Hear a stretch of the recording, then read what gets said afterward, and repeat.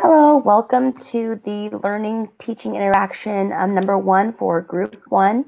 And we are going to go ahead and get started and each share our insights from the readings that we've done the past few weeks.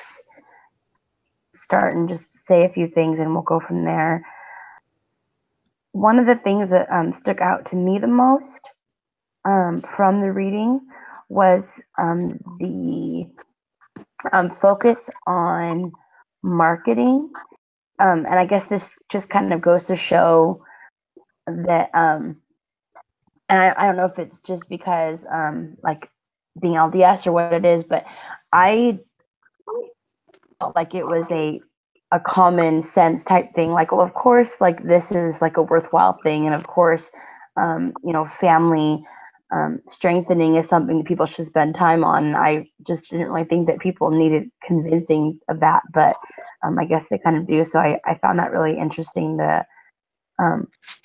focus that the book put on marketing and making people see that this is worthwhile and making them see that there's a need for it. And I guess there was more that stuck out to me, but I guess that's all I'll share for now, and we can go around. I can go next. Oh, sorry. Go ahead. Oh, sorry. In chapter 2, something I really liked was how they told us to address the problems directly, like in our workshops and everything. And I'm trying to find it, and it says, it just says that in a family, if there's a big problem, one person can't just address that themselves. And so, like, you need to work together as a family. And I think especially, like, in the workshops, that, you know, in all of our projects, that's something we all, like, really need to focus on is that problem and then teach them how to fix it as, like, a group rather than just the individual. And I just thought that was a really interesting chapter. Yep. That's an interesting point, Whitney, because that really goes back to family systems theory, doesn't it? Mm-hmm. I had a comment on Miranda, what you were saying about marketing, because for me, I kind of look at it the other way. I think a lot of people, self-help books are so popular and whatnot, but they don't always deliver accurate information. For example, my daughter-in-law read a book on self-feeding your child. And I read it, and the information in it was so erroneous in how to go about teaching your child to eat and to the process of learning to eat. But yet it was hugely popular, and that just sort of emphasized to me the idea of there's a lot of material out there that people can go to and look at, and trying to get valid, credible information out is a challenge.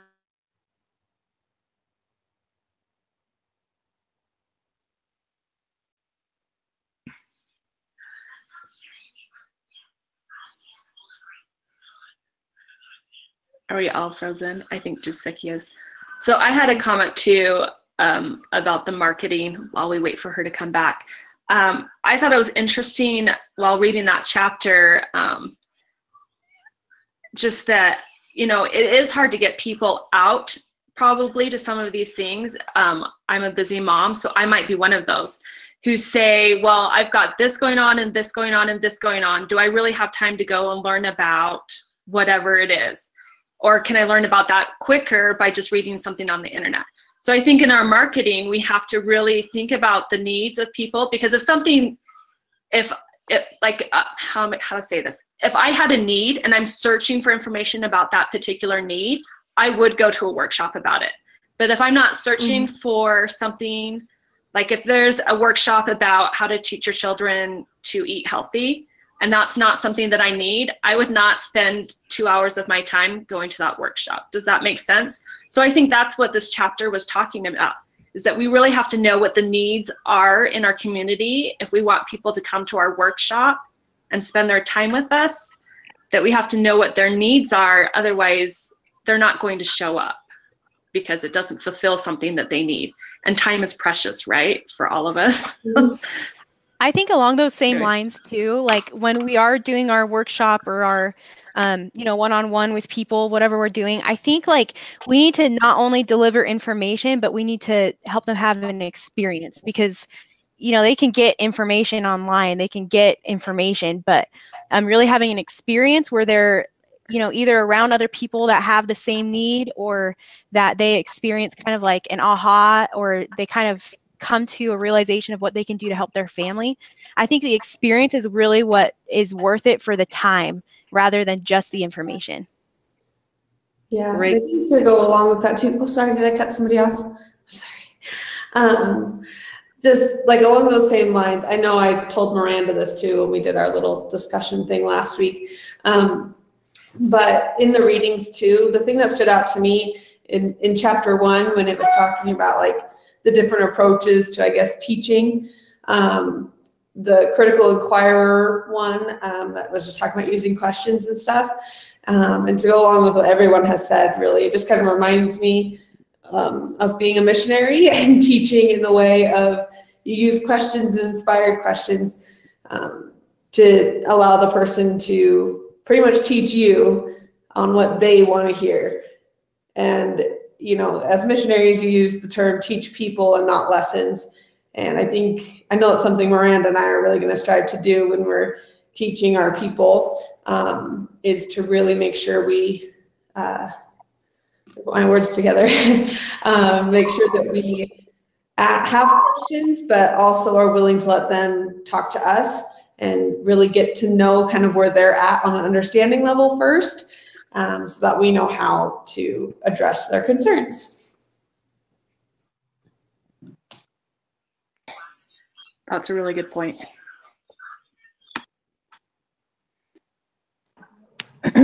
And then something that I thought of when we were talking about that, and then as well as like helping them, like Janessa was saying, I'm helping them to have an experience, that kind of made me think of the question in the, I don't remember what they're called, but they're just the questions that we were supposed to kind of keep in mind. And it talks about why it's so critical that we draw upon literature, that has a strong theoretical, or research-based foundation, and just kind of made me think of also of being a missionary. And the reason that the people that we teach are able to have an experience, or most of them hopefully are, is because we're teaching the truth. And I think that if we're teaching people and trying to help them have an experience and build their families and strengthen their families, if we're teaching them with things that are kind of like wishy-washy and not true, and just kind of like, hey, BuzzFeed did this study, like, not to, slam BuzzFeed or anything, but it just kind of shows that the truth, there's power in the truth. And that's why we want to make sure that the things that we're sharing and basing our lessons off of are have a strong foundation. That way, when we promise these people, I keep thinking promise blessings, but when we encourage these people to partake of workshops or whatever it is, that we'll be able to deliver, pretty much, if that makes sense.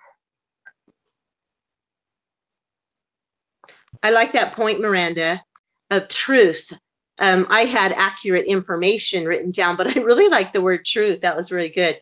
Janessa, you made a really good point about it being dynamic, because we live in such a multimedia world. That, do you feel some pressure to have it be dynamic enough, exciting enough?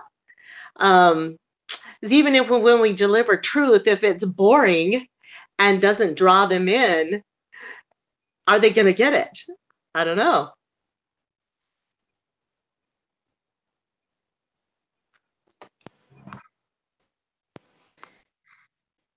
That is a really good point.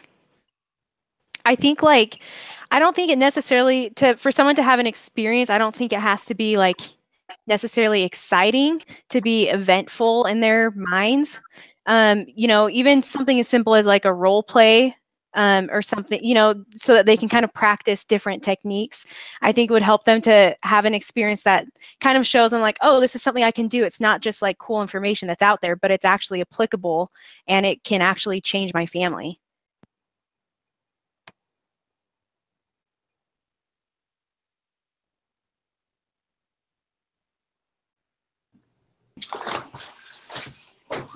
Okay.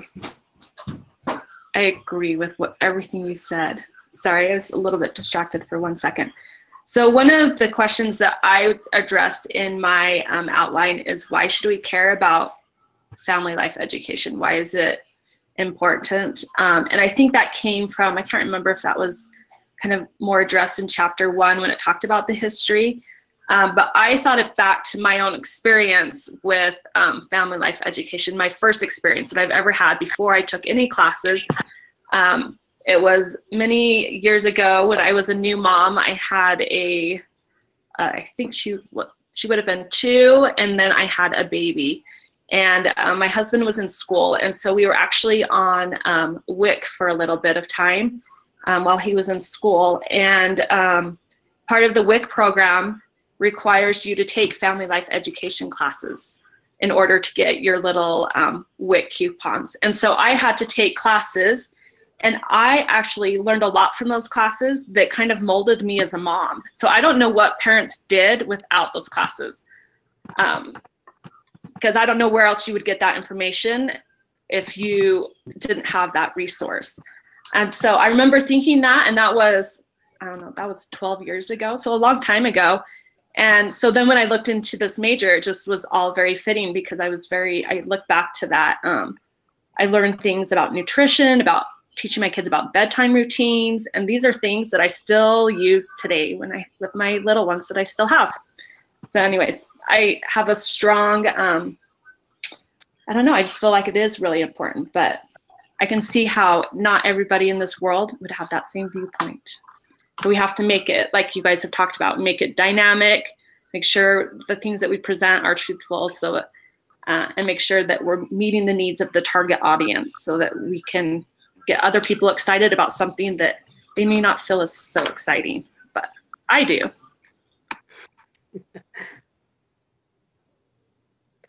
I had a thought that I wanted to pitch out to all of you and see what you thought about it. And I do work with our local food bank. And so the demographics of that population are what would be considered the underserved and the ones that need family life education the most, and how to get it to that group of families, especially when they're struggling just to make their basic needs. And a lot of times their thought of, yeah, I should go take this class or whatnot is not even there. So how have any of you thought about that as well? Because the reading focused a lot on that, is trying to your target audience and trying to get tapped into the ones that need it the most. So one way I have seen in action, when we moved to Colorado from Chicago, my daughter was in a preschool that, because we got here so last minute, and to get her enrolled into preschool, the only preschool that we could find was this preschool that is kind of in the inner city area. And we decided to send her there anyways, because she needed speech services that they could provide. And so she went to this preschool that, how to say it, it definitely was a very diverse group of parents, and a diverse group of little kids. But what they would do is once a month, they had these seminars that now, I recognize now that they're family life education type seminars, but they would have these seminars, and they would get the parents there by providing food and resources. Like they would give away free books, free crayons, free craft projects to get the parents there. And then the parents would go home. They would have a backpack of food, or they would have some other resources that maybe they needed. But that's how they got them there. And kids were always welcome. It wasn't just for the parents. It was because babysitting obviously might be hard, might be a challenge. And so kids were always welcome. And so while the parents were talking and we were discussing and learning about different things, there were activities for the kids and somebody else was kind of watching them, but we were all in the same room. So the parents and the kids weren't ever separated. But anyways, that's how they got people there. Love that idea.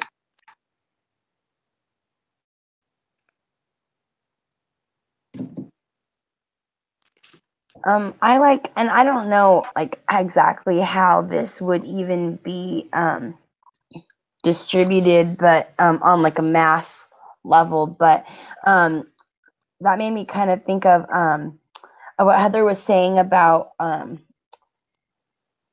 needs and how we need to make sure that you know, obviously if you don't feel like you need help getting your kid to eat healthy food, you're not going to really be interested. So I took a look at the questionnaire that they have. Well, actually, I guess this is only for certain, sorry, my thingy is falling out.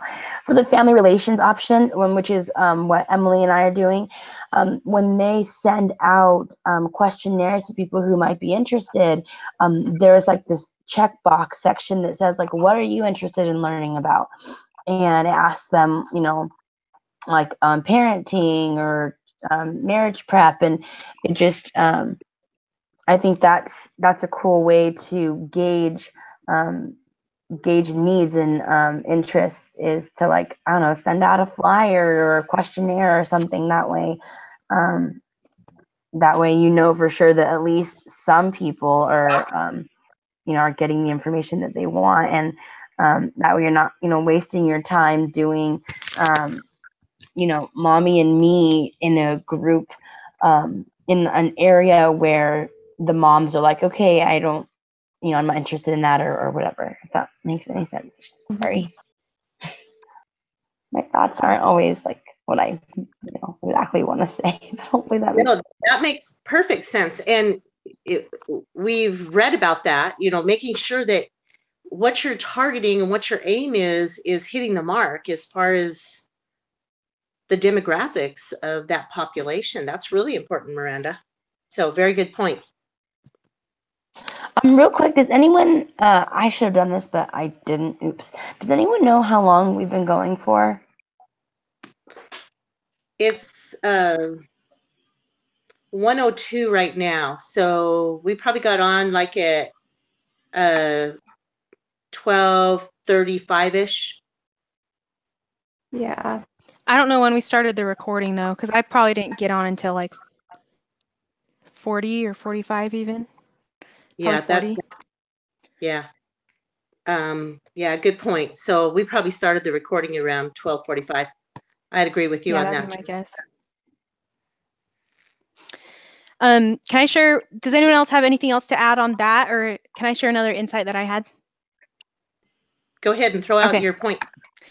It was just when I was reading chapter 2, I think, when it was talking about the different kinds of prevention, I just kind of had this like big aha moment that like the church has every level of prevention covered. Like, you know, you could think of like the first level of prevention is like going to church, you know, and it's just welcome for everyone. But then they have, you know, they have like specific, like, I mean, they have the addiction recovery program. They have, I mean, some really specific programs to help people that are already in hard situations to come out and to, you know, and they teach truth and things like that. I just thought it was a really neat insight that I just kind of wanted to share. I just thought that was kind of cool that the church pretty much has all the bases covered. I thought that was neat. I agree. And trying to decide like who to invite to this workshop. I know it said somewhere that some people do it at their church building and just invite like members of their Relief Society or whatever. But I'm thinking in my mind, especially for the topic that Vicki and I chose, I'm thinking in my mind, people in the church, they don't need this topic. I would just be telling them something they already know because they go to church. That the people that need to hear about this topic are people who don't come to church. So I don't know. That was just a thought I had while you were saying that, is that So I'm purposely trying I'm not holding my workshop at my church building, even though it's really easy, right, to schedule the church building and have that resource. I'm trying to look outside the church to kind of make this workshop really for the community, because that's who needs what we're doing anyways. It's not members of the church that need this. I love that. And that goes back to our conversation about like, how do we get this out to the people that really need it, and marketing and things like that. I love that. That's awesome. Janessa, I love that you had an aha moment. Now you're really young. I'm old. And so it's so true that church has this massive foundation to provide family life education for us as members. How blessed we are to have that. And how great to be able to take that and take it forward and share it with people, even though you might not be sharing the gospel specific, you're still sharing those principles through whatever you do. So great insight on your part. I'll just add something really quick because I feel like I've only said one thing. I'm kind of excited for this whole class, and then making this outline just kind of helped me think, I guess, a little bit more detail. So Miranda and I are kind of taking the end of life family view.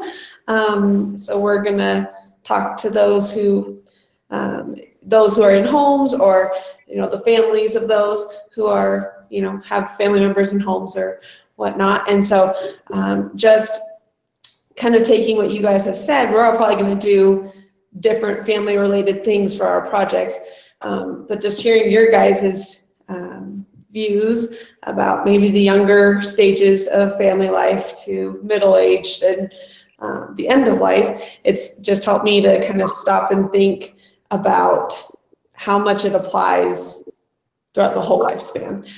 Not so much each individual stage, it does there too, but just the fact of that we have the gospel, and just like what Vicki said, it might not be a gospel principle that we're teaching specifically, but just the fact that we're teaching true factors and true principles about family, which I think those who are members and aren't members can relate to and understand, is just as important for the world to know. Maybe if it's not taken from an LDS view, it's still important for everyone to know the importance of family at any stage of life.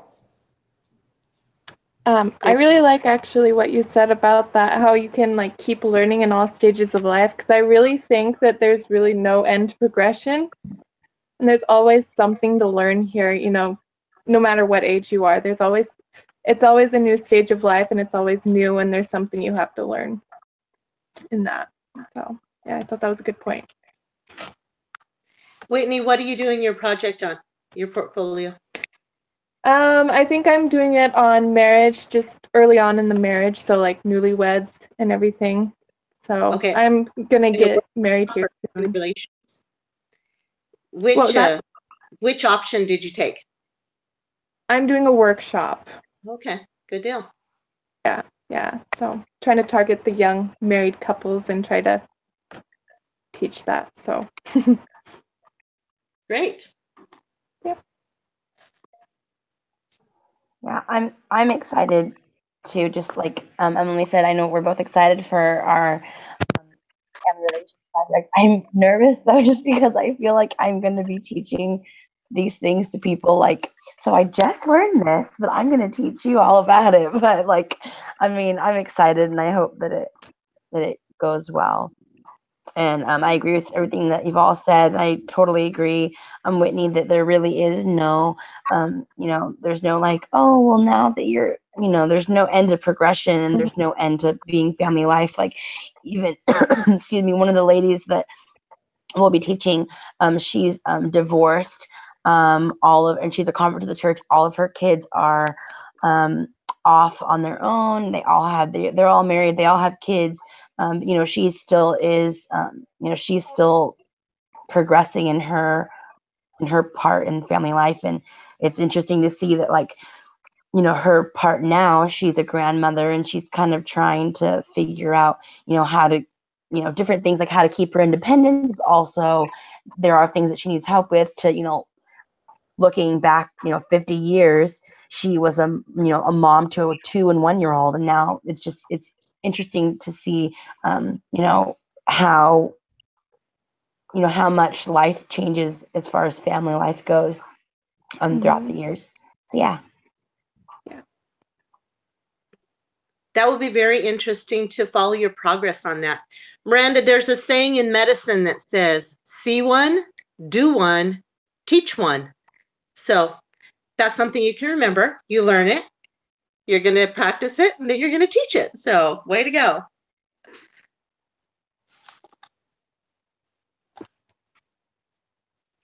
Thanks. I wrote that down. Keep that in mind. Okay, so I don't know. I think maybe it's probably been between 20 and 30 minutes. And is there anyone else that wants to share? I mean, I don't really, I have an hour for my lunch and I have like 20 minutes left. So I'm okay if anyone else wants to share anything, but if not, then, but anyone?